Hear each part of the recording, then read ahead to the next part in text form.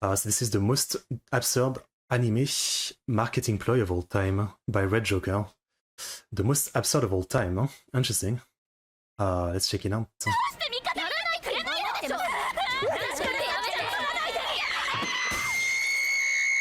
What the f? Bang Dream is a franchise that's known for its happy idol-like slice of life, win with the power of friendship girls bands. Even when there are conflicts, you know it's gonna be fine because or so we thought.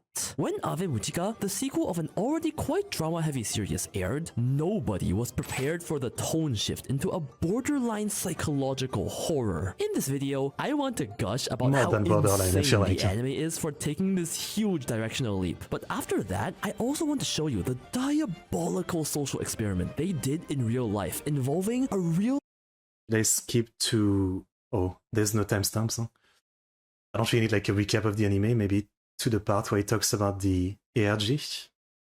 I don't know. Shows such a MyGo anime, the pre-10, and some pre-registration logical horror. The way that makes this monstrosity enough. While the anime is amazing, what I find possibly more amazing is the whole promotion stick they did for Ave Mujica. It's genuinely insane. I've never seen something like this done before. Get your popcorn, because we've got a long I guess I totally missed it. So basically, as we know, Ave Mujica is essentially the sequel to the previous band/show, MyGo. But the existence and marketing of Ave Mujica was actually done far before the MyGo anime. The prequel even aired. We go all the way back to February 2023, where the Bang Dream series had its 11th live. It was then that the existence of Ave Mujica was revealed on this flyer handed out to attendees of the live. As you can see, it shows this ominous red and black background with a masquerade in June. There was also a QR code at the back, but all it led to was a creepy looking countdown to April 10 and some pre-registration page for the masquerade on 4th June. But all this was too vague to make anything out, so the fans just went about their lives and waited as the day to the unknown April 10th counted down. They were in for a strange surprise on April 9th, a day earlier, and conveniently, the exact date of MyGo, the previous group's 4th live. You see, fans noticed that in a corner of the concert venue, there laid an exhibit. Just a single tiny glass exhibit with what looked like a dusty wooden box with a handprint on it, a chain lock, a Phantom Thief-styled letter, and a bunch of crumpled flyers. This bewildered, confused fans with reactions like, "Is that a Smash Bros invitation letter?"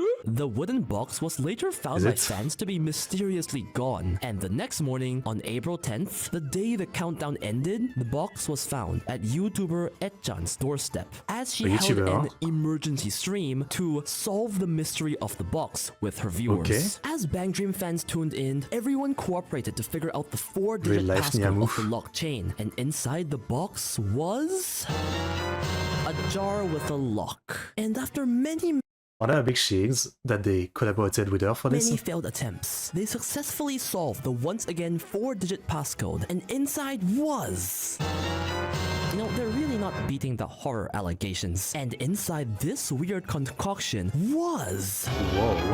What the Honestly, at this point, the people were confused. They had no idea what was going on. But then Etchan noticed something. There was some sticky thing attached to the skull. And as the chat requested, she cleaned it up to reveal its identity, hoping it was not more bones. Luckily for her, she lived to see another day because it was a USB tightly wrapped in plastic. And as she opened the files, she found a video file called Black Birthday. Right as the mystery was solved, Ave Mujica proceeded to upload their debut song on YouTube. I can always say this is the most interesting collab with a YouTuber I've seen. I mean, damn. Immediately, titled Black Birthday. By the way, alongside the box, Etchan was also sent that Phantom Thief letter, and so in the letter read an eerie message. "Please help me. I want to meet one more time, even if it may be too late now. I just want to do whatever I can, so I beg. Please help me spread this song. If this song reaches the hearts of many, I'm sure it'll get us closer to..." It's safe to assume the song means Black Birthday, the Ave Mujica song that just released, but the blank seemed to be impossible to solve for now. Hold on. Just before giving up, viewers notice a small change. On the official Ave Mujica website, a mysterious text box where you could enter words suddenly appeared. Oh. People tried entering different things and found that when Black Birthday was entered, Ave Mujica's very first story video would appear. A story told in the perspective of a random girl who came across Ave Mujica. The girl seemed to be bored, tired of everything in life, stating living is just the slow process of dying and relationships feel so empty as she discovers Black Birthday. Please remember this story. This is important to tie everything together later and there will be multiple parts. The story essentially progresses. We did watch one or two of those like story episodes, I think. Though I think I watched them out of order, so I was pretty confused. Alongside the in real life events, I will be from this point forward referring to these story videos as Rika stories, as that's the main girl's name. Alongside this video, a 3D image showing the word deep was revealed, and if you enter deep as a text box entry, a map displaying Shimura Sakaue Station is revealed with this image, April 16th. A sudden date coming very soon was revealed. Since this was, well, Bang Dream, a band franchise, well, a location was given, so it was very natural for everyone to assume this was some sort of live. And as the day came, the people that showed beauty gaming YouTuber with no link to Bank Dream, okay. Hinted that stream comes from letters that was sent to a gaming magazine company. up were indeed brought into a live house, except there was no stage. Instead, visitors were made to line up and enter the live house one by one, and when they were led into this dark room with eerie lights hung up, there was a box sitting at the center. As fans were instructed to open the box, oh shit, there was a woman in the box that, other than jump scaring the living hell out of everyone, gave another card. The card was This is the kind of thing when someone gets punched eventually. Reminds me of that Halloween video of, you know, the guy in like the trash can coming out and he instantly gets knocked out. It's one that looked like another That's a dangerous invitation job. with a QR code on it. But if you had tried to scan it, all you'd get was a 404 error screen. Or so some people thought. If you looked really closely, there was actually a tiny Ave Mujica icon on the screen, and tapping it would lead to the official line messaging account of Ave Mujica. This was the beginning of what we call the Mujica Carnival. At the same time, on the same day, Ave Mujica released their second song MV alongside part 2 of the Rika story. Here, Rika is depicted as one of the players of the carnival after discovering Ave Mujica. She follows the clues like the in real life players and ends up in the location she should be, but instead sees the stage with girls in masks. Enthralled for once in her life, she laughs like a maniac and runs off to tell her childhood friend Luna, who doesn't believe her and coldly leaves her. Part 2 ends with both parties mad at each other, wanting to prove that this thing existed / didn't exist, while Rika actually gets an invitation. To be continued. Back to real life, the carnival started with this line account bot. After requesting your name, it's essentially a game. The goal of the game is to gather insanity points, and with enough insanity points, you will be able to find the truth. The way you get insanity I can't believe already how deep this goes. I mean, this feels like such a huge amount of effort to even create this, and respect for it. I mean, clearly they fully believed in this project and they went all out for it because this fits, you know, with the kind of crazy vibe of the show itself. It's really well done. Revealed in the haunted house before uploaded to YouTube when the event at the live house ended. points is by entering certain keywords, but nobody knew what these keywords actually were. It was up to the viewers whether they wanted to do it in groups or alone to figure out keywords that could gain them insanity. There were some obvious ones, some harder ones, including all of these on screen right now, but perhaps the most interesting Type in insanity, okay. Given name of boundary character. Race stage name, okay.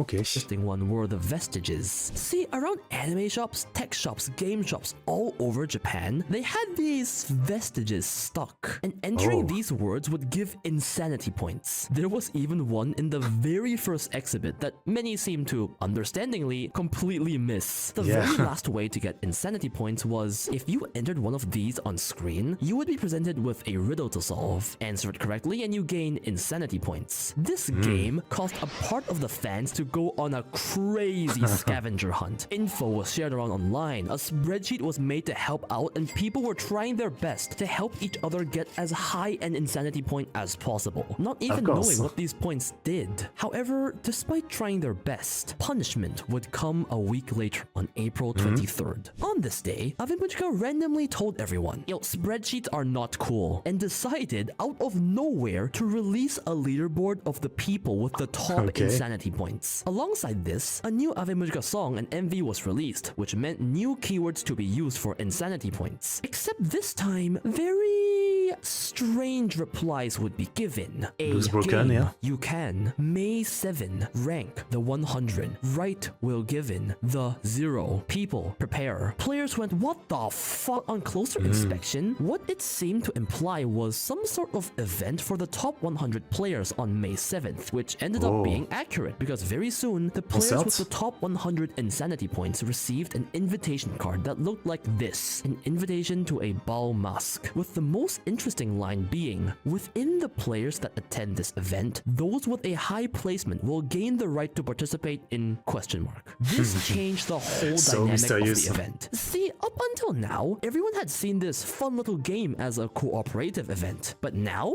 well, there's a leaderboard and there's a reward for high placers. People started forming more private groups for cooperation rather than sharing info publicly. Everyone was trying their best for themselves to get into this event. Well, what even was this event? These players were about to find out, but not before another Lika story that would be revealed on the exact same day. This time, the story follows Luna, Lika's childhood friend, as she also joins the Mujica Carnival, a parallel to the real-life players. As she goes searching for Lika, who is now missing, she ends up in the same place as Lika did and comes across the same masked girls and invitation. The video ends with Luna moving forward for the insanity game and literally coming across a horror scene. To be continued. In real life, up came May 7th, and the 100 participants quickly realized they were brought in to play a game. Here's how it worked. Each player was given 10 alphabets in card form and should aim to form a 6-letter English word. Everyone is then given some time for card exchange with anyone in the venue, but card exchange can only be done with rock, paper, scissors. Both players declare a letter they plan to give, then play rock, paper. I would be scared. This sounds like something from KG. Ultimate Survivor KG. I would be scared. For scissors. If it's a tie, they exchange what they both plan to give. But if someone wins, the winner gives the card he planned to give, but is allowed to choose any card he wants from the loser's lineup. After some time, phase 1 ends and the game master gives everyone a certain amount of tokens based on your alphabet variety, like Scrabble. If you don't have a word, you can buy letters with tokens to make a word. In phase 2 of the game, 5 to 6 players each sit at a table to play a guessing game. Essentially, it's kinda like Hangman, but without the hang part. Or maybe there is. People take turns guessing letters or words from the other player's alphabets. If a letter guess is correctly made, people with that letter have to reveal that letter in their lineup and pay 1 token. If your word is guessed though, you have to show all your cards, pay 5 tokens, and are eliminated from the game. At the end, the 12 people with the most tokens were declared those who have grasped it, and were invited to something called the Prelude, a mysterious event that would happen before Mujica's 0th live on 4th June. Now, that was great and all, but what players didn't realize was the impact that this gathering would have. Soon, it was found that all the English words made at this event in this game were now to be keywords in the Insanity game. What this meant was, if you weren't a part of the top 100 players that were invited, you now had an overwhelming disadvantage in the Insanity game. I mean, it makes sense. There were just absolutely no clues to figure out what these words were. And this is where the true theme of the game came out: individualism. If these 100 players wanted to secure their spot at the top, they had absolutely no reason to share their English words. There was no benefit to helping potential competitors who could take over them, and so most of them didn't. In fact, one of them even vandalized all over the shared spreadsheet, trying to prevent other players from climbing up, further proving the point of every man for himself. On the same day, Lika's Story Part 4 was released. Again, Luna continued her desperate search for the missing Rika following the game. She recalls the good old days back when their relationship was still sweet and perfect. As she desperately asks people all over the street, she finally finds a clue. June 4th, the prelude. Back in real life, nearing the fated day of the Zeroth Live, much information was released on May 18th. 2 other ways you could witness the mysterious prelude. 1.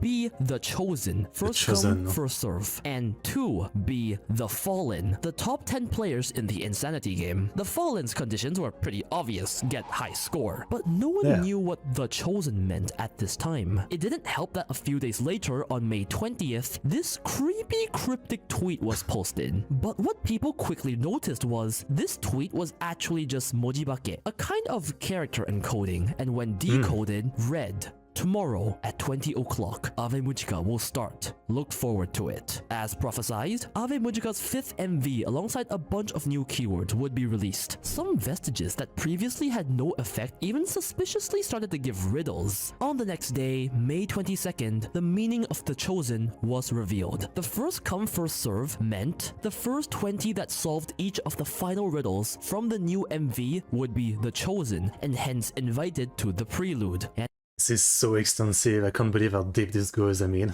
it's amazing. It's amazing. I feel like so out of the loop that I had no idea of any of this happening. I'm assuming some of you participated, maybe.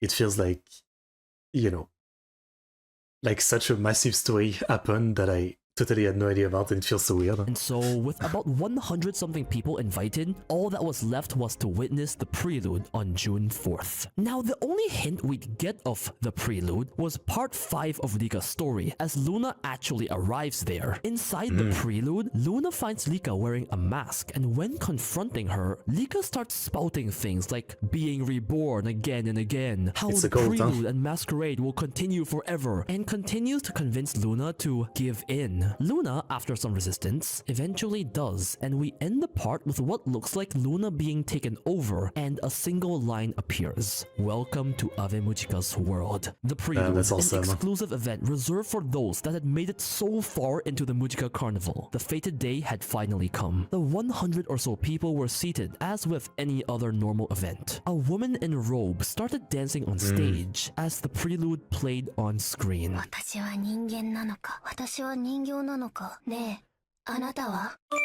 The line notification sound effect played on the loudspeakers. As everyone scrambled for their phones, they were presented with one question. So, what say you? Are you a doll or a human? As everyone answered, the rest of the prelude played.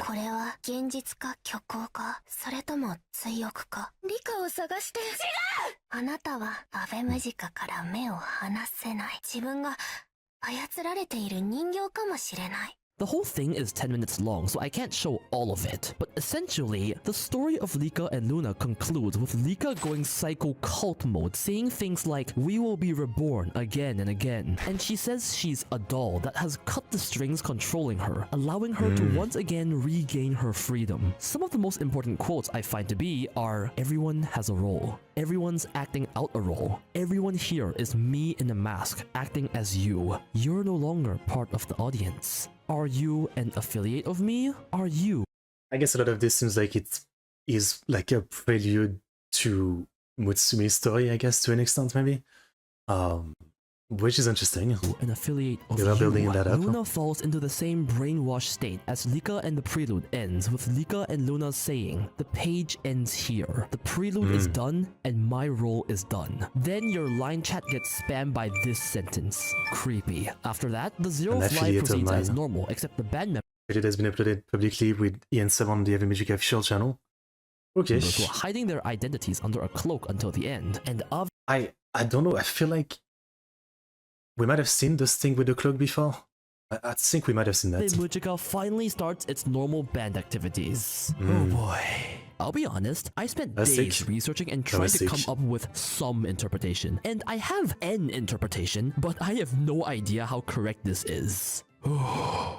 Okay, so from what I can see, a huge theme presented in the anime now is how everyone is acting upon their own selfish wishes. Yes, some may care for others, Basically. but unlike other bands that are held together by friendship or bonds, Ave Mujica is held together by mutual benefits, because there is something everyone wants to personally gain by being in the band. Now, Sure. what this blogger, me, and many people seem to agree with is, this whole insanity game holds a very similar sentiment. You would cooperate with people if you could both benefit from it, but the moment you have no reason to help others, like with the top 100 players' English words, you, don't help them. You have It's a very no more reason nihilistic way to look at They humanity. have nothing to give you. To keep your high ranking, it was in your benefit to not help them. I mean, a top player even vandalized the spreadsheet. On the other hand, there were top players who privately cooperated amongst themselves, sharing information because both parties could help each other. It's not one-sided. How about Lika and Luna then? How do they tie into this message? Well, even they, as good friends, had betrayed each other early That's in the right, story, yeah. wanting to prove the other wrong. So what they're doing is further pushing the idea of humans are selfish. But then what about the dolls part? In both the anime and the carnival, dolls are a very important concept. The whole audience is literally asked, are you a human or a doll? Now in the anime, in episode 1, dolls are portrayed as things abandoned and betrayed by humans. So they're trying to get rid of any trace or scent of humanity remaining. I guess I could see the point of like, you know, if this is, yeah, commenting about like the selfishness of people, like all the dolls have been betrayed by someone. They were human, they've been betrayed by someone in some way. And so they became a doll, putting on a mask, acting like a doll to like maybe fit in or protect themselves from, you know, other betrayals or something. Maybe. In other words, dolls are probably those that have gone through that human betrayal, those that no longer seek any deep connections to humans and have found happiness doing so, have found happiness by just playing a role, being a cog in the machine called society, and have found happiness by obsessing over a single thing, Ave Mujica. Both Lika and the players who spent God knows how many hours on this game alike. And so a final question is posed. Are you an affiliate of me? A question asked by a former best friend to cut off any remaining human connections. Are you an affiliate of you? A question posed to ask if you have any lingering feelings from when you were human, or if you are ready to throw your past connections away, put the mask on, and play your proper role as a doll. A good interpretation, because I guess, human yeah. connections are shallow. That is the message I believe the anime, the carnival, and the prelude are. I don't believe that's fully true though. I mean, we just finished the full anime and, you know, I don't think that's actually the overall message of the show. I mean, it's definitely, you know, some of what he said, I feel like is right. Huh? It's, you know, compared to the other show, portraying a lot more like, you know, selfish and darker, you know, aspect of human being. But in the end, having just finished the show, there's still a lot of like, you know, hope and friendship and everything. It's not just, you know, like nihilistic and that's it. I mean, yeah. Trying to send. But that's just a theory. Short If you guys anime. have any theories, especially to all you Bang Dream fans that keep up with the lore, please tell me. I spent so long contemplating this. I want to know what you guys think. I think it'd be insane if they essentially pulled a huge social experiment to show off the message of the anime a year and a half before it aired. If this is the future of band anime, then what are we waiting for? Let's make some a of the doll message. factory. I think it's some of the message of the anime, but it's not the full message. Huh? I think, yeah, no. I would say, like, representing the Ave Mujica anime and story as just, you know, as just the way you put it there is maybe a bit off, but I guess this video is not recent. Huh? It came out, yeah, two weeks ago, so maybe, like, before episode 12 and 13. So I guess he maybe didn't get the full, you know, the full, like, the full message of the anime, because again 12 13 are a lot more hopeful. Yeah, good video. I mean, I really like this kind of stuff. I don't think I'd ever really participate in something like that. I would not figure out anything on my own. I'm a bit too simple-minded for that maybe, but I do really enjoy this kind of thing. I can't believe they did something so extensive. It is really awesome, and yet this seems very niche, right? I don't know how many people have one day before episode 11. Yeah, okay. I don't know how many people have actually heard of this, right? So, like, this video only has 24,000 views, and even in Japan, I don't know how popular this this whole, like, you know, mystery game was. But it is awesome that they did something like this. I don't know if any other anime before have done something like this. I mean, this is clearly like an insane amount of preparation, work, and everything. But, I mean, I can only respect it. It's maybe not the kind of marketing that's gonna get the most people in, because it's still like, kind of like a niche kind of thing. But, you know, not only does it really work with the anime, the vibe, but yeah, again, like, it just makes me have more respect for like the team behind Ave Mujica as a band than for the anime, right? Clearly, there's a real passion for it. Like, it's more than just, you know, a commercial anime or something. Clearly, like, they were, you know, passionate about some of the message and commentary about things that they have, that they even went out of their way to, you know, to do it in this game. So yeah, that was great to watch and to learn about. Great stuff. Here's the link. Thanks for the video contract. I'd say pretty awesome. Pretty awesome. Makes me appreciate even more Ave Mujica as a whole. Yeah. The thing is, one of the Prelude participants revealed they had to sign an NDA. That makes sense, yeah. About something, so there may be more that we don't know. Oh, okay. Okay. I wonder what it would be though, but maybe, yeah. Maybe. Nonetheless, it's already so expensive. I mean, they really went deep with this. They really went deep. You might be right that this is the most in-depth anime marketing thing ever, that I know off the top of my head at least. Because usually, you know, it's a lot more simple. It's a lot more simple. So yeah, I do appreciate the effort they went for this. Okay, well, great anime and clearly like great passionate team behind everything, so what I can say is that I'm highly looking forward to the sequel.